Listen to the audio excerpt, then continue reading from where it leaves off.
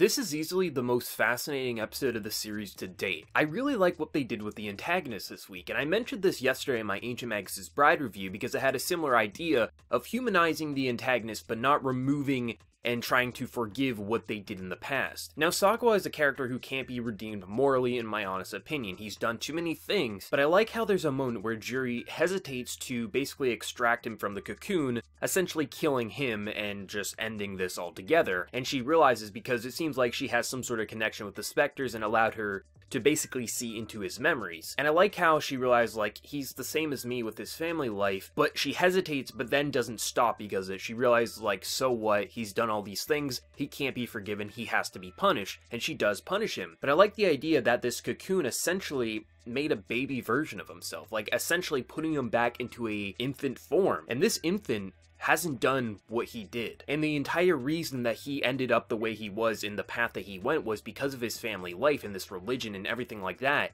If this baby was raised by a family such as hers, he probably wouldn't end up like that. And I definitely expect with episode 12, Juri is going to convince her family to raise this baby as their own, because as long as Sagwa was raised not in a cult-like religion, and not having such a poor childhood, he absolutely wouldn't have gone down the path he is. And I like the idea that he is punished, but I think he's also going to be forgiven all at the same time because this baby hasn't done anything wrong. And I love that. It's such an interesting way to go. I never would expect they would have went the route with this. And granted, I'm sure the family's going to fight it, or maybe Juri herself's going to raise the baby in the stasis world. There's so many routes that they could go with it, but I absolutely love the idea of humanizing Sagwa, but not forgiving what he did, but then also giving almost like a second chance to his life. But this baby's going to know absolutely nothing about what happened here, so of course you can't blame the baby. And it's brilliant. I love the idea of this like spider's web, because Sagwa basically retreats, Juri doesn't take him up on his offer and retreats, and I love this idea of like this thread being spread throughout the world that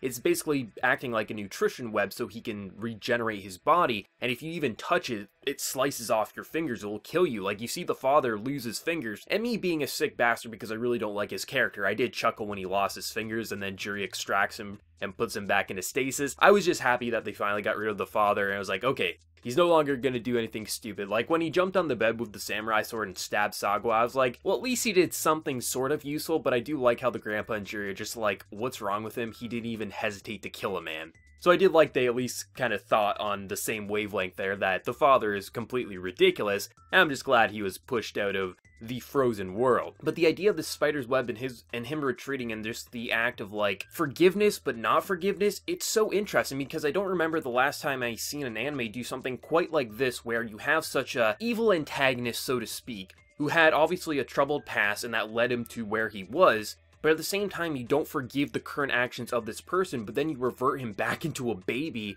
and essentially possibly give him a second chance at life. It's absolutely brilliant in terms of storytelling. It absolutely is. I think there's two routes that the show's going to go. Either one, Juri's going to stay in the frozen world with this baby and raise the baby as her own, or the baby's going to be taken back with the family. But I do think there might be a third option in that Juri might be able to escape this world, possibly. I highly doubt it, but I think there still could be a chance somehow, some way. But overall, like, I really enjoyed this episode because it was so unique. Like, I really don't remember the last time I saw something as unique as this episode. Like, the show has its unique points, but just the idea of the spider's web and this cocoon and then the baby coming out, that was just completely unique and interesting, and absolutely is like, can I have episode 12 to see how this ends? It was just thrilling overall, and I like the idea of Juri really trying to extract her family, put them back into the frozen world, or the unfrozen world, I guess you could say. And I love how the grandpa's refusing it, like, no, absolutely not. There's just a lot of heart in this episode, a lot of emotion being expressed from facial expressions, characters crying. You got a lot of emotion through body language, but the voice actors, I thought, really gave it their all.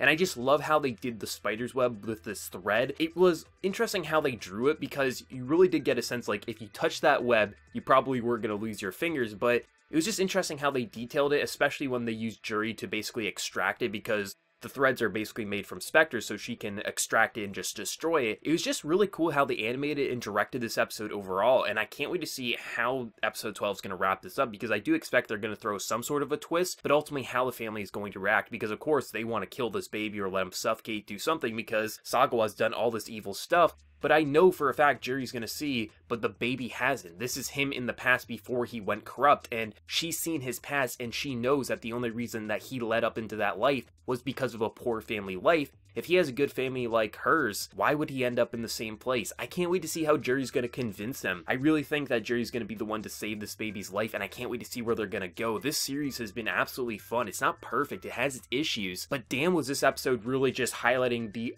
best aspects of the show and why it's so interesting and why I would recommend it to someone so damn much. This episode was amazing, seriously. You know, my biggest issues with it was it did kind of pull on that stupid comedy with the father, but that was such a minuscule aspect to this episode. The entire episode was as close as perfect as I would want it. All the departments really worked to sell the emotion of this episode, and I can't wait to see how this episode's gonna end next week. But let me know your thoughts. Where do you think the show's gonna go with its final episode, with episode 12? Let me know down in that comment section below. And before you leave, smack that like button, share your support. If you're new to the channel, be sure to subscribe. So until next time, everyone, please take care and have a good one.